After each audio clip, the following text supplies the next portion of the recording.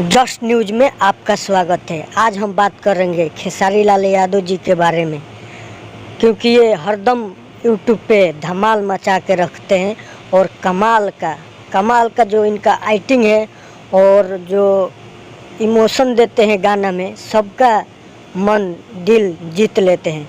तो एक गाना आया था जो ऑडियो में आया था, हाई हील के सैंडल, वो आज आदिशक्ति फिल्म्स पे रिलीज हो चुका है। जो वीडियो रिलीज हो गया है, इस वीडियो को जाकर आदिशक्ति फिल्म्स पे देखिए और ज़्यादा से ज़्यादा शेयर करिए, कमेंट करिए, लाइक करिए और अपना दुलार पर आशीर्वाद, अपना राय कमेंट में बताइए नीचे। हमारे चैनल को भी सब्सक्राइब कर लीजिए सबसे पहले अपडेट पाने के लिए। जस्ट न्यूज, जो कि आप लोग के बीच में ताज़ा खबरें और भोजपुरी इंडस्ट्री में गाना और सब चीज़ सबसे पहले आप तक पहुंचाएगी। और हम तो गाना देख लिए हैं, आप बताइए कैसा लगा।